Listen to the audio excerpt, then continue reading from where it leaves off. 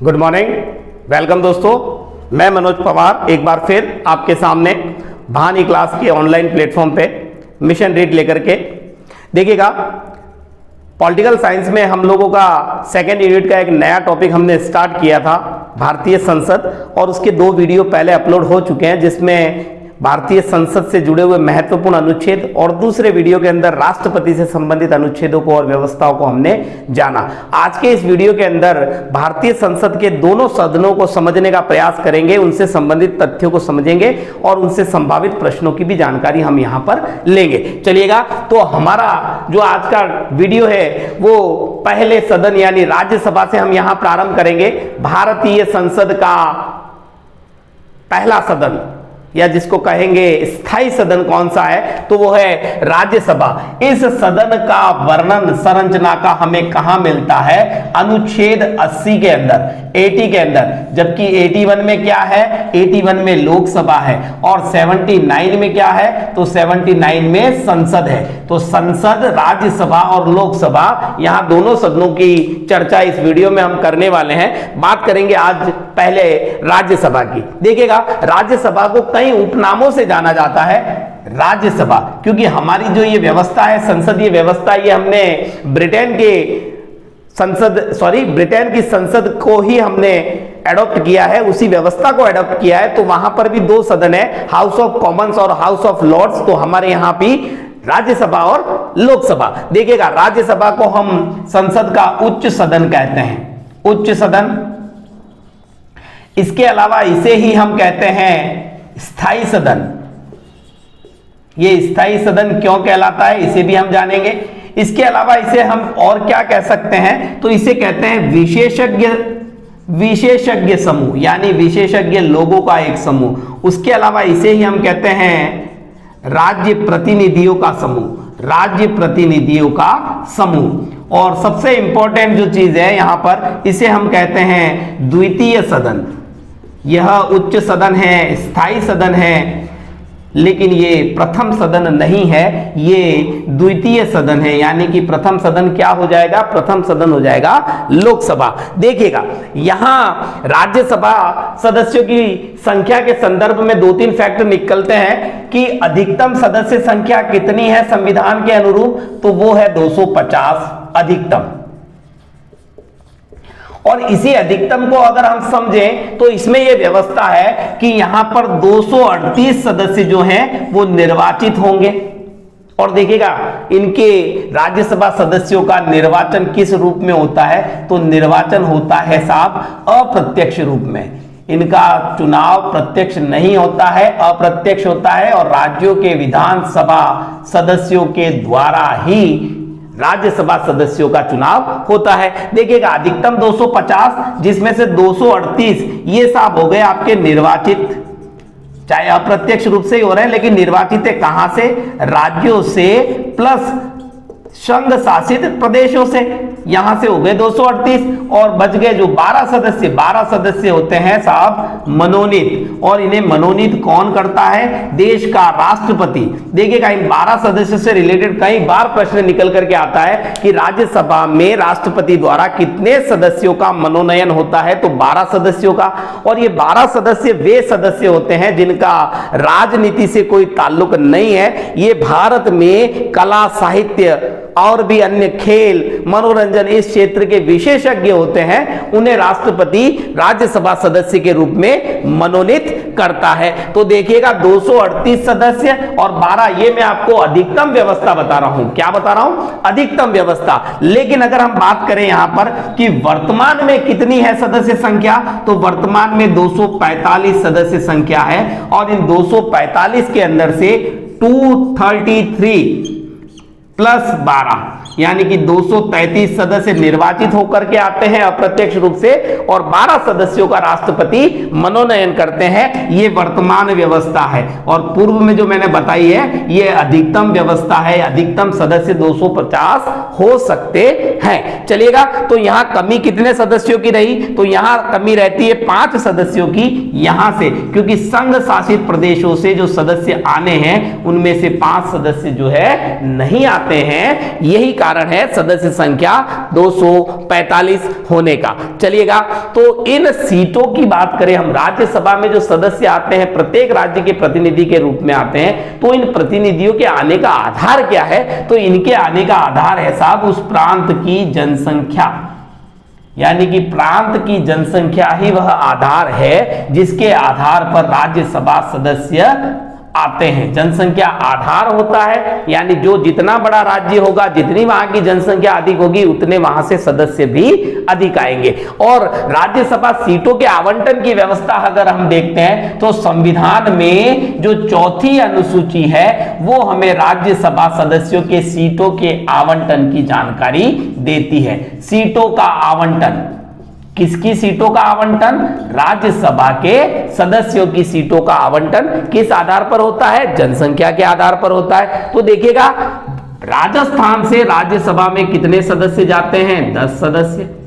अधिकतम सदस्य कहां से जाते हैं? जिसकी जनसंख्या ज्यादा, बिल्कुल उत्तर प्रदेश से। यूपी से कितने सदस्य जाते हैं? 31। और एक और राज्य देख लेते हैं हम, बिहार। बिहार से जाते हैं साहब 16 सदस्य। यानी कि राज्यसभा में राजस्थान से 10 सदस्य, कई बार यहां से भी प्रश्न निकल कर आ जाता है। मनोनीत सदस्यों की संख्या, निर्वाचित सदस्यों की संख्या, राजस्थान से राज्यसभा में आने वाले सदस्यों की संख्या, ये वो महत्वपूर्ण तथ्य हैं जहां से प्रश्न कई एग्जामों में निकल करके आते हैं। चलिए, अब बात करेंगे हम राज्यसभा सदस्य बनने के लिए निर्धारित योग्यताएं क्या क्या है। मैं इसे क्लियर कर देता हूं क्योंकि काफी लोगों का ओरली और काफी बार कमेंट करके भी ये चीज आ रही है सामने के साहब, आप लिखने का या स्क्रीनशॉट का मौका नहीं देते हो, तो कुछ समय देख लीजिए आप, इसको फिर मैं क्लियर करता हूं। चलिएगा,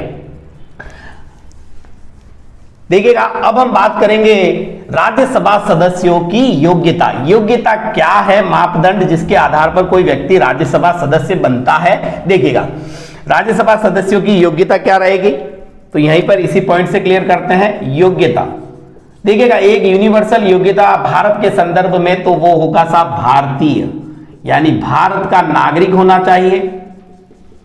ये हो गया साहब भारत का नागरिक। दूसरी मुख्य जो शर्त है वो है आयु की, और आयु है साहब 30 वर्ष। हमने राष्ट्रपति में देखा था, वो था साहब आपका 35 वर्ष, और अभी हम लोकसभा को देखेंगे, वहां जो एज है वो है साहब आपकी 25 वर्ष। चलिएगा, तो 30 वर्ष की आयु होनी चाहिए। उसके अलावा लाभ के पद पर ना हो, केंद्र और राज्य के अंदर लाभ का पद ना हो।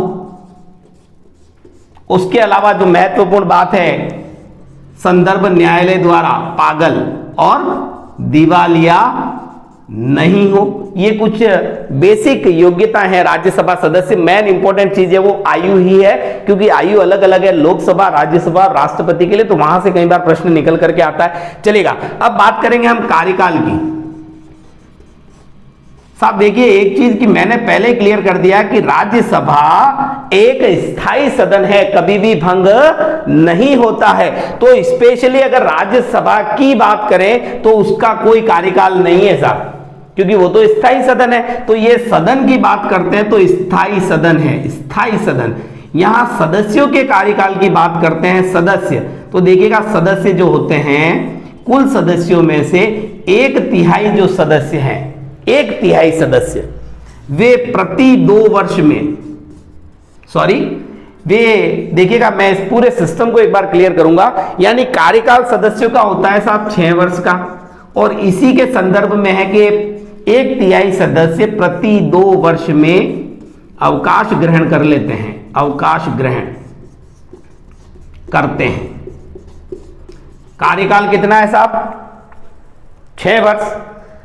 और 1/3 सदस्य प्रति 2 वर्ष में अवकाश ग्रहण करते हैं, और उनके स्थान पर चुनाव द्वारा नए सदस्य आ जाते हैं, उन्हीं के स्थान पर 1/3 सदस्यों के रूप में। देखिएगा, इस सिस्टम को हम इस तरीके से देखते हैं, 2001 2 वर्ष, 2003 2 वर्ष, 2005 2 वर्ष, 2007 2009। देखिएगा साहब, हर 2 वर्ष में चुनाव होते हैं। ये प्रश्न भी निकल करके आता है कि राज्यसभा के चुनाव कितने समय अंतराल में होते हैं, तो लोकसभा 5 साल के लिए होते हैं, जबकि यहां पर 2 वर्ष के लिए आते हैं। सभी सीटों के लिए नहीं होते हैं, 1/3 सीटों के लिए ही होते हैं, लेकिन हर 2 वर्ष के अंदर। और इस बीच में अगर किसी सदस्य की मृत्यु हो जाए या वो त्याग पत्र दे देता है तो भी चुनाव होंगे। लेकिन ये 2 वर्ष का क्या सिस्टम है, इसको हम समझ लेते हैं। मान लीजिए, देखिए यहां पर ये 1/3 सदस्य नए चुने गए।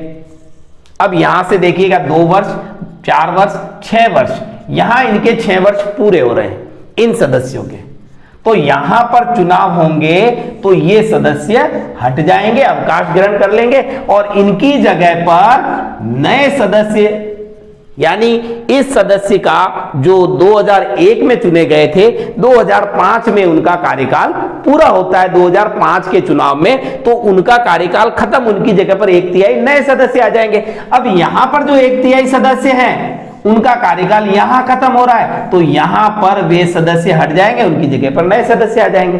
मतलब प्रत्येक सदस्य 6 वर्ष का कार्यकाल पूरा करता है और इसी क्रम में प्रति 2 वर्ष में चुनाव होते हैं। तो 2 वर्ष के चुनाव है वो 1/3 सीटों के लिए होते हैं, वो अवकाश ग्रहण करते हैं और नए सदस्य उनका स्थान ले लेते हैं। इंपॉर्टेंट फैक्ट यह है कि अगर किसी सदस्य की मृत्यु हो जाए, मृत्यु या वो त्याग पत्र दे दे तो भी चुनाव होंगे। अब एक और फैक्ट मैं बताता हूं आपको कि जब भी किसी व्यक्ति को बिना संसद सदस्य होते हुए मंत्री पद दे दिया जाता है तो उसे 6 महीने के अंदर लोकसभा या राज्यसभा की सदस्यता लेनी होती है। तो मैक्सिमम टाइम वो सदस्यता राज्यसभा की ही लेते हैं, कारण कि राज्यसभा से चुना जाना इजी होता है बनिस्पत लोकसभा के, क्योंकि लोकसभा एक निश्चित समय में चुनाव होंगे। पहली चीज तो ये क्लियर कर लूं मैं आपको, आम चुनाव बोलेंगे जिसको। और दूसरी चीज ये होती है कि साहब लोकसभा में प्रत्यक्ष रूप से जनता चुनती है।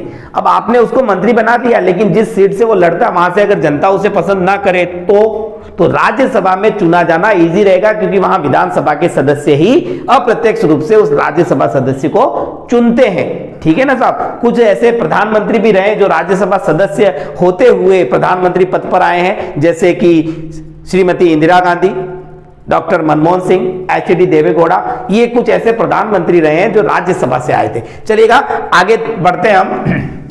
अब बात करेंगे राज्यसभा के कुछ अधिकारियों की, पदाधिकारियों की, जिसमें मुख्य रूप से रहता है राज्यसभा का सभापति। राज्यसभा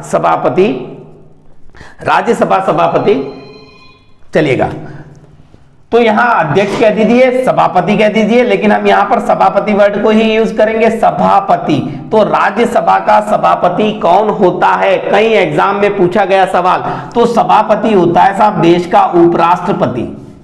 उपराष्ट्रपति ही राज्यसभा का सभापति होता है। और इसके संदर्भ में एक इंपॉर्टेंट फैक्ट ये कि उपराष्ट्रपति RS यानी इस सदन का सदस्य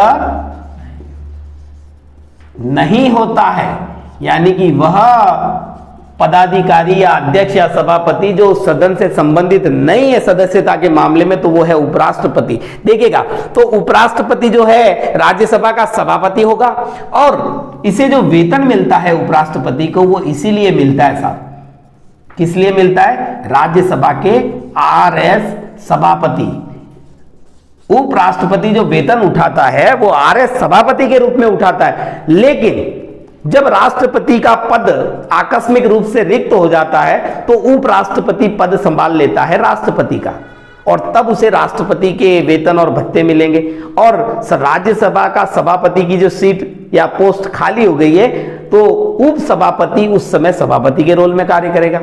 यानी कि उपराष्ट्रपति एक वैकल्पिक व्यवस्था है राष्ट्रपति के लिए। राष्ट्रपति की आकस्मिक पद रिक्ति हो जाती है तब उपराष्ट्रपति राष्ट्रपति के रूप में, बाकी उसका मूल कार्य जो वो राज्यसभा के सभापति के रूप में कार्य करना है। यानी यहां इस पद पे रहते हुए उसे जो वेतन मिलेगा वो इस पद का मिलेगा, और जब ये राष्ट्रपति के रूप में कार्य करेगा तो इसे जो वेतन मिलेगा वो राष्ट्रपति पद के अनुरूप मिलेगा। और यहां से जब ये व्यक्ति यहां चला गया तो ये सीट खाली हो जाती है, तो इस पर आ जाता है साहब उप सभापति। क्लियर है। चलिएगा आगे बढ़ते हैं। अब यहां एक चीज और क्लियर कर देते हैं कि जो ये उपराष्ट्रपति है, इसे उपराष्ट्रपति ना कहकर हम राज्यसभा सभापति कहकर के ही समझेंगे कि इसके कार्य क्या क्या होते हैं। ये राज्यसभा का सभापति क्या क्या कार्य करता है, निश्चित तौर पर पहला तो ये सभापति है, यानी कि पर्सन ऑन चेयर है, ठीक है, चेयर पर्सन कहेंगे इसे। तो ये बैठकों का आयोजन करवाएगा, बैठक, राज्यसभा की बैठकों का आयोजन। फिर राज्यसभा सदस्यों को, आरएस सदस्यों को बोलने की अनुमति देगा। अनुमति किस चीज की? बोलने की। उसके बाद में और अगला जो कार्य रहेगा इसका, सभा का संचालन, यानी कि आरएस का संचालन कौन करता है? सभापति। और सभापति है कौन? तो देश का उपराष्ट्रपति। ये राज्यसभा से सभापति के संदर्भ में मैंने आपको जो बात बता दी। और उपसभापति उन्हीं राज्यसभा सदस्यों में से किसी एक व्यक्ति को बहुमत द्वारा बनाया जाएगा, लेकिन उसका रोल तब आता है जब उपराष्ट्रपति राष्ट्रपति के रूप में कार्य करेगा। चलिएगा, अब बात करेंगे हम विशेष अधिकारों की। देखिएगा, वैसे हमने देखा था संसद के अंदर कि सबसे ज्यादा जो अधिकार दोनों सदनों में से किसी के पास में तो वो लोकसभा के पास है, लेकिन राज्यसभा भी कुछ अनुच्छेदों में लोकसभा से भी अधिक अधिकार रखता है। ऐसे 2 से 3 अनुच्छेद और व्यवस्था है, उनको समझेंगे। चलेगा, सबसे पहले बात करेंगे राज्यसभा के विशेष अधिकारों वाले अनुच्छेदों की। वे अनुच्छेद जो राज्यसभा को लोकसभा से अधिक अधिकार देते हैं, उस अनुच्छेद या उस व्यवस्था के संदर्भ में। तो वो सबसे पहला अनुच्छेद रहता है विशेष राज्यसभा के लिए अनुच्छेद 249, 249 अनुच्छेद, जिसका संबंध किससे है? राज्यसभा से, जो राज्यसभा को महत्व देता है। क्या महत्व देता है? कि साहब अगर राज्यसभा 2/3 बहुमत से किसी राज्य सूची के विषय को राष्ट्रीय महत्व का घोषित कर दे, समझिएगा बात को, विषय राज्य सूची का है जिस पर कानून बनाने का अधिकार राज्य सरकार का है, लेकिन अगर राज्य सूची के विषय को राज्यसभा सदस्य 2/3 बहुमत से राष्ट्रीय महत्व का विषय घोषित कर देते हैं, तो उस पर कानून बनाने का अधिकार किसको मिल जाएगा? संघ सरकार को। और यह अधिकार कौन दे सकता है?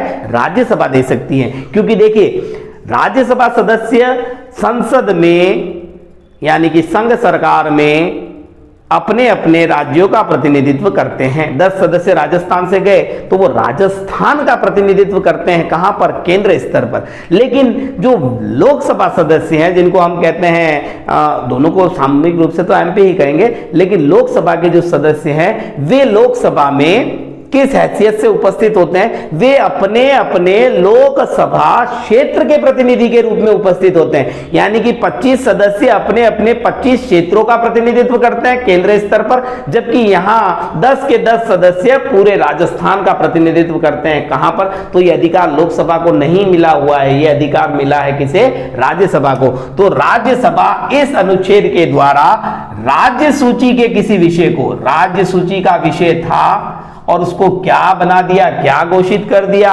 2/3 बहुमत के साथ। 2/3 बहुमत के साथ राज्यसभा ने किसी राज्य सूची के विषय को क्या बना दिया? राष्ट्रीय महत्व का विषय, यानी राष्ट्रीय महत्व का विषय है, ऐसी घोषणा कर देते हैं 2/3 बहुमत से। तो अब इस विषय पर कानून बनाने का अधिकार किसको मिल जाएगा? संघ सरकार को। यानी कि राज्यसभा अनुच्छेद 249 का प्रयोग करके 2/3 बहुमत से इस आशय का प्रस्ताव पारित कर देती है कि संबंधित राज्य सूची का विषय राष्ट्रीय महत्व का है और इस पर कानून बनाएगी संघ सरकार। चलिएगा, अगले अनुच्छेद की बात करूंगा, अनुच्छेद 312। अनुच्छेद 312 में क्या व्यवस्था है? देखिएगा साहब, अखिल भारतीय सेवाएं हैं, जिसमें आईएएस और आईपीएस महत्वपूर्ण रूप से, अभी वर्तमान में बहुत सी ऐसी अखिल भारतीय सेवाएं हैं, आईएफएस वगैरह। तो देखिएगा, ऐसी अखिल भारतीय जो सेवाएं हैं, इनकी स्थापना करने की जो सिफारिश है वो राज्यसभा इस अनुच्छेद से कर सकती है। यानी राज्यसभा अनुच्छेद 312 के द्वारा अखिल भारतीय सेवा स्थापित करने के लिए केंद्र सरकार को कह सकती है और केंद्र सरकार उस पर नई सेवा सृजित करेगी। चलेगा, अनुच्छेद 312 संबंध किससे है? अखिल भारतीय सेवा। अखिल भारतीय सेवा, जिसमें मूल रूप से हम आईएएस, आईपीएस और आईएफएस को देखते हैं। ऐसी अखिल भारतीय सेवा स्थापित करना है, तो वही बात, 2/3 बहुमत से राज्यसभा इस अनुच्छेद के माध्यम से केंद्र सरकार को नई अखिल भारतीय सेवा स्थापित करने की बात कर सकती है, अनुच्छेद 312। अब देखिएगा, एक बात की थी मैंने आपको धन विधेयक की, बिल्कुल 110 अनुच्छेद 110 धन विधेयक, जिसमें ताकत किसके पास में है या अधिकार तो लोकसभा के पास में। लोकसभा उस पर पहले ही राष्ट्रपति के साइन करवा लेती है और स्वयं ने पारित कर लिया, उसके बाद में वो लोकसभा राज्यसभा के पास उस प्रस्ताव को भेजती है। राज्यसभा की सहमति है नहीं है कोई मैटर नहीं करता है, 14 दिन का समय होता है राज्यसभा के पास। अगर 14 दिन के अंदर अपनी सहमति नहीं जताई तो वह विधेयक या धन विधेयक जो है वो स्वतः ही पारित हो जाता है। तो यहाँ विशेष अधिकार ये लोकसभा का है, इसलिए इसको अपन लोकसभा में देखेंगे। चलिएगा, अब मेरे हिसाब से जहां तक राज्यसभा से क्वेश्चन निकल सकते थे उस चीज को क्लियर कर लिया। अब मैं बात करूंगा लोकसभा की। चलिए मिटाते हैं इसे। लोकसभा जिसे हम कहते हैं लोकप्रिय सदन, क्यों कहते हैं लोकप्रिय सदन? क्योंकि बिल्कुल साहब लोकतंत्र की विशेषता है ना साहब। लोकतंत्र की विशेषता क्या है? यानी जनता स्वयं अपने प्रतिनिधियों का चुनाव करे और लोकसभा में जनता प्रत्यक्ष रूप से अपने अपने प्रतिनिधियों को चुनती है। चलिएगा, व्यवस्था भाग 5 अनुच्छेद 81, लोकसभा की संरचना कहां दी गई है? अनुच्छेद 81 के अंदर। इसे हम किन किन नामों से जानते हैं? तो इसे हम कहते हैं निम्न सदन, इसके अलावा हम इसे कह सकते हैं अस्थायी सदन, अनुच्छेद 85, बिल्कुल मैंने राष्ट्रपति में बताया था आपको और संसद वाले वीडियो में भी बताया था। तो देखिएगा, निम्न सदन, अस्थायी सदन, लोकप्रिय सदन, लोगों द्वारा चुने गए प्रतिनिधि, प्रत्यक्ष रूप से जो चुने गए प्रतिनिधि है उनका सदन है। इसके अलावा इसे और क्या कह सकते हैं? जहां पहले वाले में हमने देखा था उसे कहा था द्वितीय सदन, तो ये कहलाएगा प्रथम सदन, प्रथम सदन। चलिएगा, प्रथम सदन।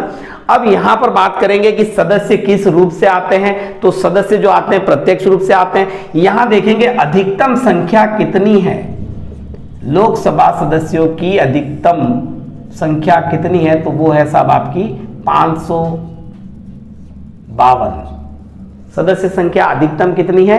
552 अधिकतम संख्या है।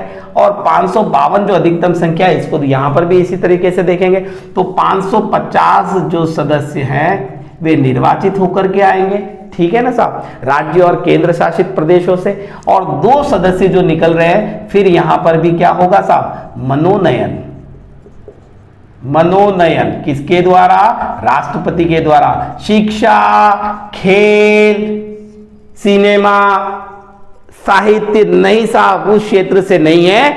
ये जो सदस्य 2 मनोनीत है ये होते हैं साहब एंग्लो इंडियंस, एंग्लो इंडियन। और संविधान में इसका वर्णन कहां है? तो इसका वर्णन है साहब अनुच्छेद 331 के अंदर। कहां पर है? अनुच्छेद 331। यानी कि वे एंग्लो इंडियंस जो भारत में हैं और उन्हें भी उचित प्रतिनिधित्व दिया जाए, इसमें अगर जरूरत महसूस होती है तो राष्ट्रपति 2 सदस्यों को मनोनीत करता है लोकसभा के लिए। तो 2 एंग्लो इंडियंस की व्यवस्था हो गई। और यहीं पर ये जो 550, ये देखिए अधिकतम की बात हो रही है, अधिकतम। तो अधिकतम में यहां कितने आने थे? 530 तो आने थे साहब आपके राज्यों से, और यहां बच गए जो आपके 20 सदस्य वो आने थे संघ शासित प्रदेशों से, संघ शासित। लेकिन यहां भी वही कारण बनता है कि ये 20 सदस्य नहीं आते हैं और इनके स्थान पर वर्तमान में आते हैं आपके साथ 13 सदस्य। कितने सदस्य आते हैं? 13 सदस्य। तो देखिएगा कुल संख्या जो हो जाती है कितनी हो गई साहब? कुल सदस्य संख्या 530 प्लस 13 प्लस 2, यानी ये हो जाते हैं साहब आपके 545। ठीक है साहब, 545 हो गए ना, 30 और 15, ये 13 और 2 15, तो 545 सदस्य संख्या वर्तमान में है।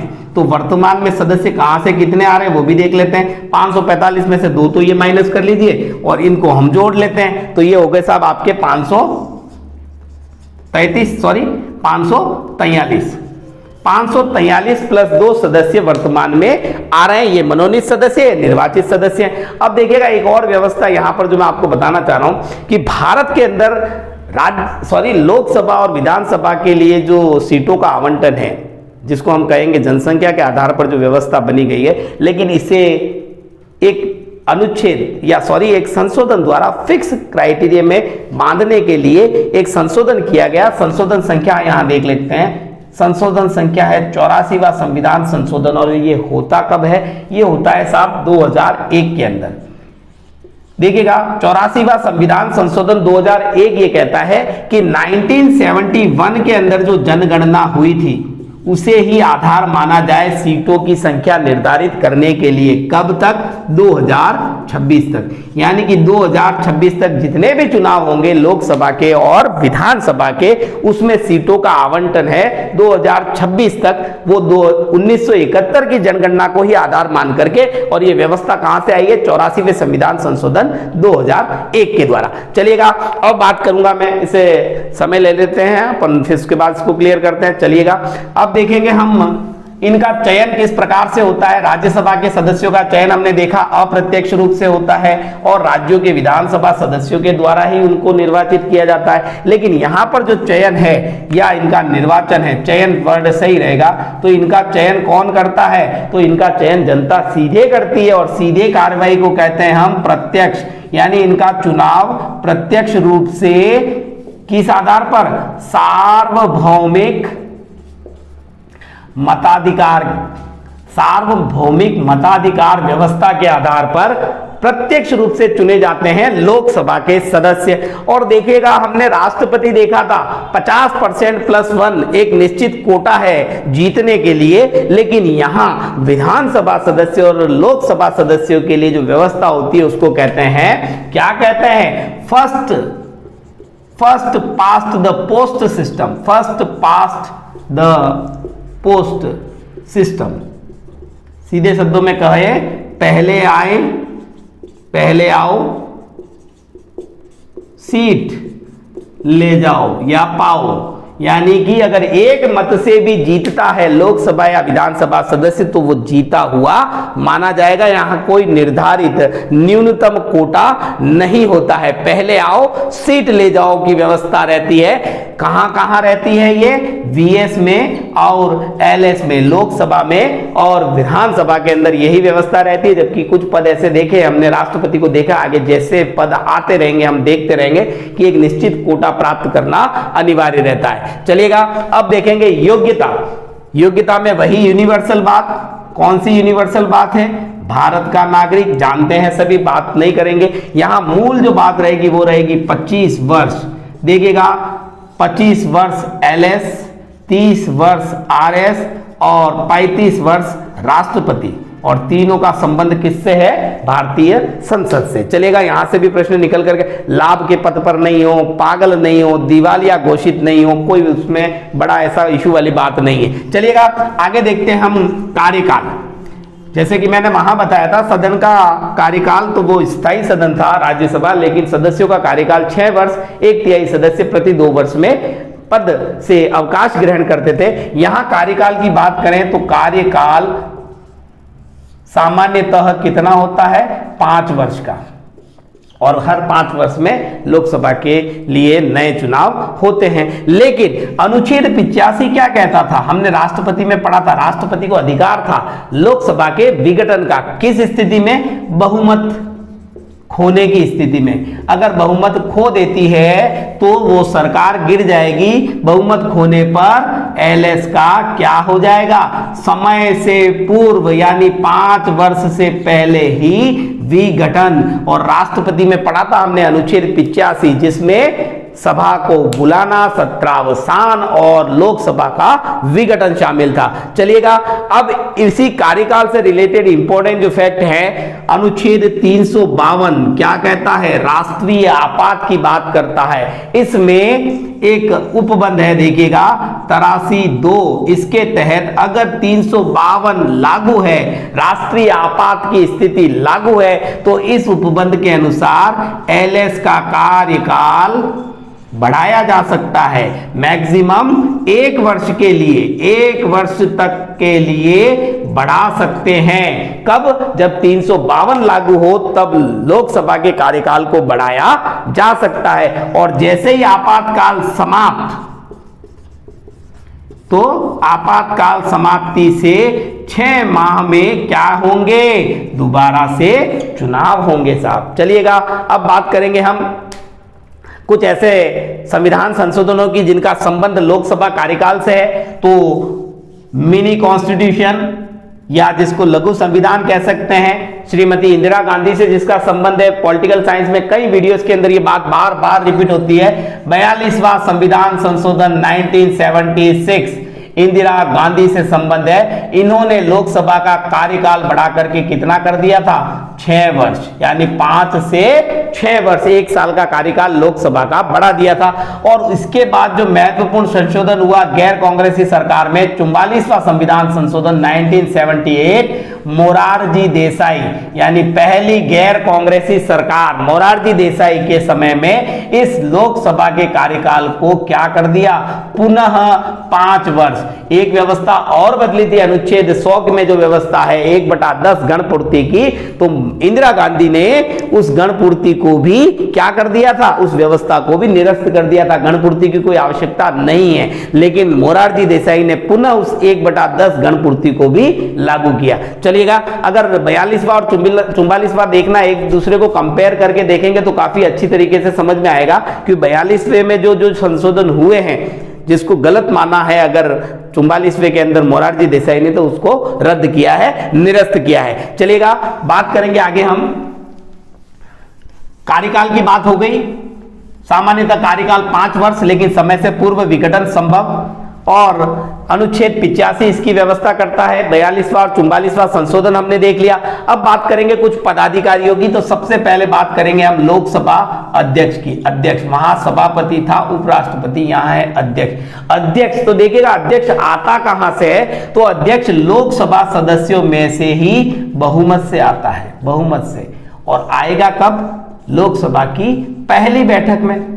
तो देखिएगा, कोई भी बैठक प्रारंभ हो रही है तो उसका अध्यक्ष तो होना चाहिए ना साहब, अध्यक्ष तो बनाना है। फिर बैठक किसकी अध्यक्षता में आयोजित हुई है या उसका आरंभ हुआ है? तो देखिएगा साहब, ये व्यवस्था और इंपॉर्टेंट क्वेश्चन जहां से निकल करके आता है, लोकसभा का नया अध्यक्ष बनता है।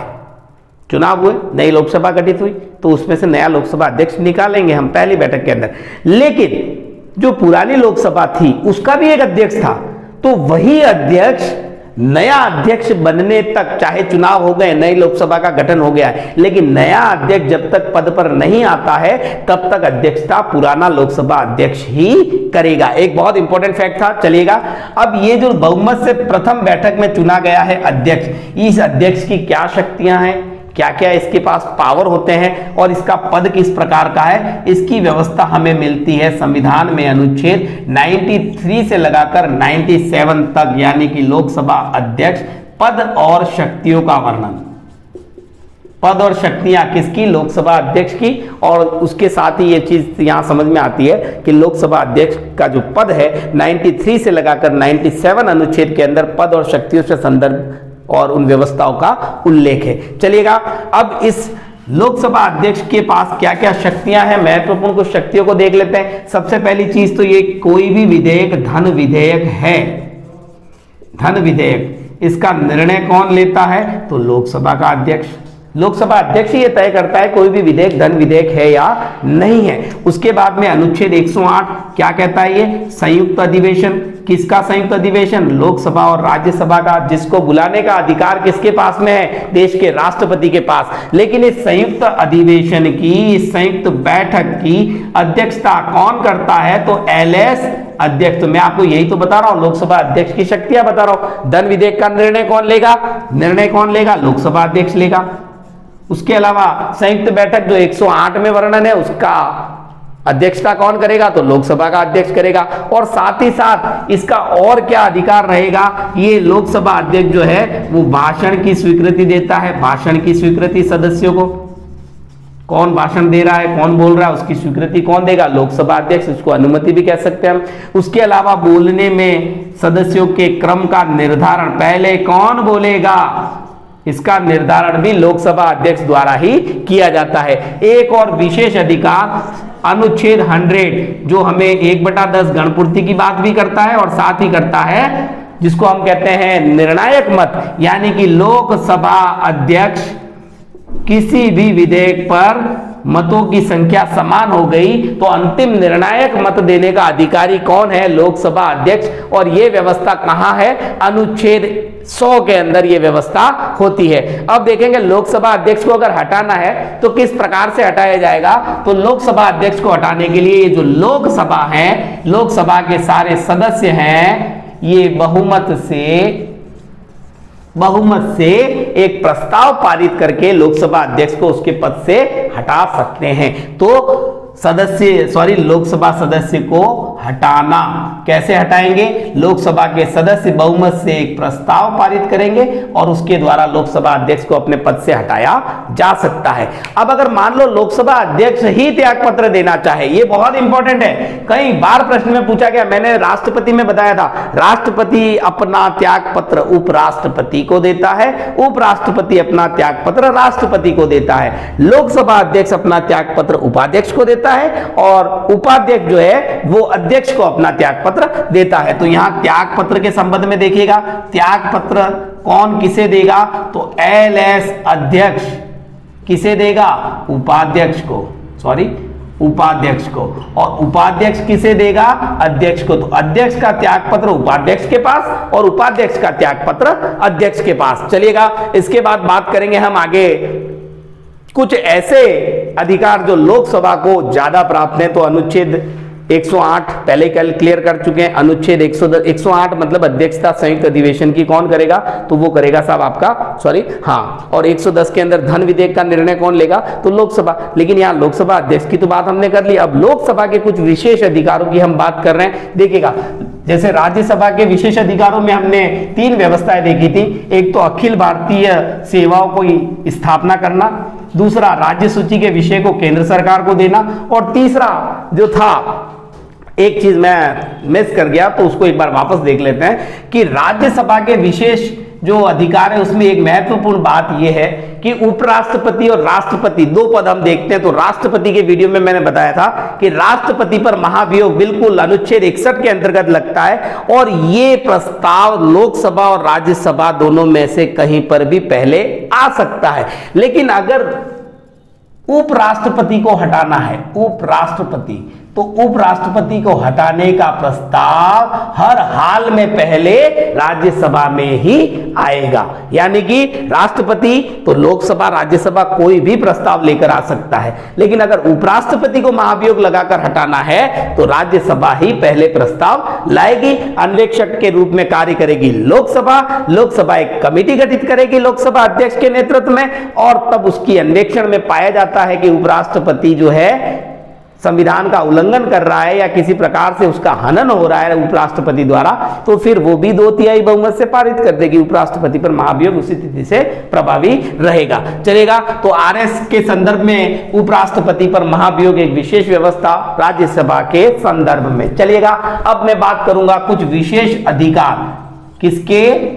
लोकसभा के। लोकसभा अध्यक्ष तो पहले ही देख चुके हैं। तो यहां विशेष अधिकारों में सबसे पहली चीज देखिएगा आप कि कोई भी सरकार बन रही है तो सरकार को बनाने के लिए बहुमत चाहिए, और बहुमत कहां चाहिए? राज्यसभा में नहीं, बहुमत चाहेगा लोकसभा में। तो देखिएगा यहां पर मैं बात करूंगा,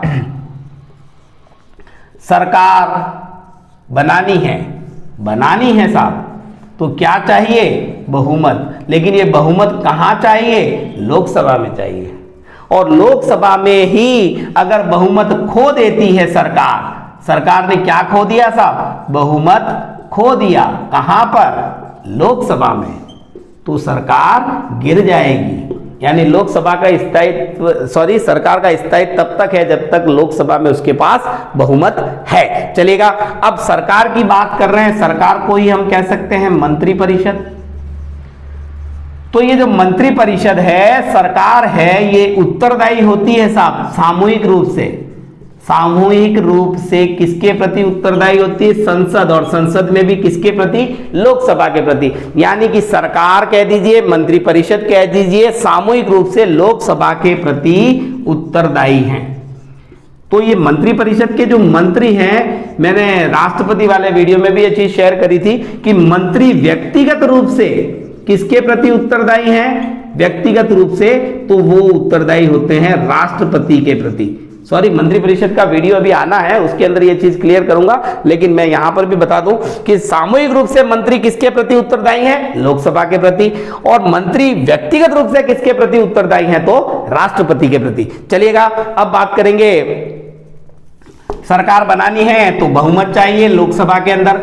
अगर सरकार बहुमत खो देती है तो सरकार गिर जाती है। तो यहां दोनों जगह पर लोकसभा का महत्व अधिक है। अब कुछ अनुच्छेदों के माध्यम से समझेंगे। अनुच्छेद 110 जिसका संबंध है धन विधेयक से, तो देखिएगा अनुच्छेद 110 ही ये कहता है कि लोकसभा अध्यक्ष ही तय करेगा कि कोई भी विधेयक धन विधेयक है या नहीं। लेकिन यहां धन विधेयक सर्वप्रथम कहां रखा जाएगा? लोकसभा में। ये इसका विशेष अधिकार है। राज्यसभा के पास में तो सिर्फ एक ही अधिकार है, 14 दिन रोको या फिर स्वीकृति दे दो, नहीं तो 14 दिन बाद वो विधेयक वैसे ही पारित हो जाएगा। चलेगा, तो ये अधिकार किसका हो गया? लोकसभा का विशेष अधिकार धन विधेयक के संदर्भ में। धन विधेयक कहां पारित होगा? सॉरी, प्रस्ताव होगा पहले पारित होगा साहब या प्रस्तुत होगा लोकसभा के अंदर, फिर जाएगा राज्यसभा के पास। राज्यसभा के पास कितना समय है? 14 दिन का।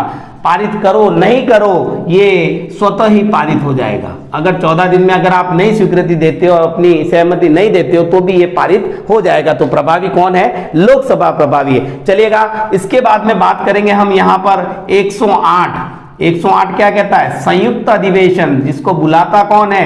राष्ट्रपति, लेकिन अध्यक्षता कौन करता है? लोकसभा अध्यक्ष। तो इस संयुक्त अधिवेशन में हमेशा प्रभावी कौन रहता है? लोकसभा का प्रभाव अधिक रहता है। क्यों? क्योंकि इसका बहुमत अधिक है साहब। सदस्य संख्या ही देख लीजिए ना, 545 245, 200 का फर्क है, ठीक है ना। एक तरफा फैसला हो जाता है संयुक्त बैठक के अंदर। तो अभी तक कितनी संयुक्त बैठकें हुई हैं? 3 बैठकें हुई हैं, जिसमें तीनों में शामिल होने वाले व्यक्ति कौन है? अटल बिहारी वाजपेयी। कल के वीडियो में हमने इस चीज को समझ लिया था। तो देखेंगे बहुमत हमेशा प्रभावी लोकसभा के पास। सरकार के खिलाफ अगर अविश्वास प्रस्ताव लाना है, अविश्वास प्रस्ताव, तो कहां पर आएगा? सरकार के खिलाफ अविश्वास प्रस्ताव हमेशा लोकसभा में आएगा, राज्यसभा में नहीं आएगा। सरकार के खिलाफ अविश्वास प्रस्ताव सदैव लोकसभा में। तो यह भी विशेष हो गई बात। अब मैंने बताई थी कोई भी मतदान होता है तो ये भाग 1/6 भाग मतों का प्राप्त करना जरूरी है, नहीं तो क्या हो जाती है साहब? जमानत जब्त हो जाती है। राष्ट्रपति के लिए मैंने बताया था 15,000 रुपए जमानत राशि है जो आरबीआई में जमा होती है सरकारी खजाने के अंदर। फिर एक और चीज आती है 1/10। ये क्या है? 1/10 गणपूर्ति है साहब। लोकसभा के अंदर गणपूर्ति, विधानसभा के अंदर गणपूर्ति। इतनी सदस्य संख्या अगर प्रेजेंट है तो ही वो बैठक लीगल मानी जाएगी। लेकिन इसको इंदिरा गांधी ने 42वें संशोधन द्वारा खत्म कर दिया, मोरारजी देसाई ने इसे पुनः लागू कर दिया। लेकिन यहां 1/10 सिर्फ गणपूर्ति को शो नहीं करती है। अगर लोकसभा में किसी भी पार्टी के पास इतनी सीटें हैं, कुल सीटों का 10वां भाग, तो वह पार्टी प्रमुख विरोधी या विपक्षी पार्टी मानी जाएगी। विपक्षी पार्टी कौन है? यानी बहुत सी पार्टियां बैठती है संसद के अंदर लोकसभा में, लेकिन वही पार्टी विपक्षी पार्टी महत्वपूर्ण पार्टी मानी जाएगी। और उसी के नेता को क्या बनाया जाएगा? नेता प्रतिपक्ष। कौन सी पार्टी का प्रधान है वो नेता प्रतिपक्ष कहलाएगा? जिसके पास कम से कम 10वां भाग है सीटों का, ठीक है ना साहब। ये व्यवस्था भारत में कब लागू होती है? ये लागू होती है भारत के अंदर 1977, जब भारत में गैर कांग्रेसी सरकार अस्तित्व में आई थी। और उसी समय विरोध में कौन था? कांग्रेसी लोग थे। उन्हीं के कहने पर ये गैर कांग्रेसी सरकार की व्यवस्था है। गैर कांग्रेसी सरकार के समय कांग्रेसी लोगों ने इस प्रकार की एक व्यवस्था लाई कि जिसके पास 10वां भाग सीटों का हो उसे नेता प्रतिपक्ष का अधिकार दिया जाए। तो गणपूर्ति की बात करूं तो कुल सीटें 545 लोकसभा में, तो कम से कम कितनी सदस्य संख्या उपस्थित होनी चाहिए? 55। तो राज्यसभा में गणपूर्ति कितनी होगी? राज्यसभा में 10वां भाग कितना होगा? लगभग 25।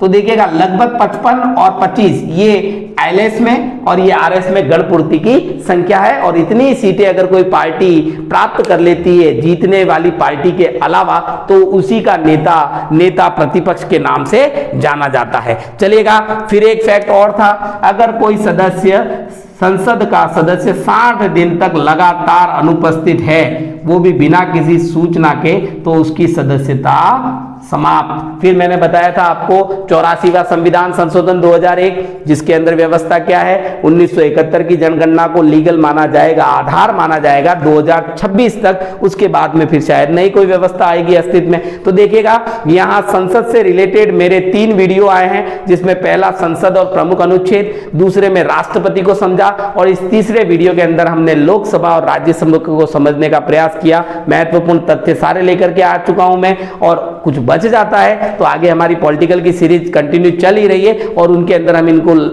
बीच बीच में रिकॉल करते रहेंगे ताकि हमारा कॉन्सेप्ट और अच्छे से क्लियर हो जाए। तो वीडियो पूरा देखें, लाइक करें, शेयर करें, सब्सक्राइब करें। मैं मनोज पवार आपसे फिर इजाजत चाहता हूं, मिलूंगा नए वीडियो में एक नए टॉपिक के साथ। Thank you very much.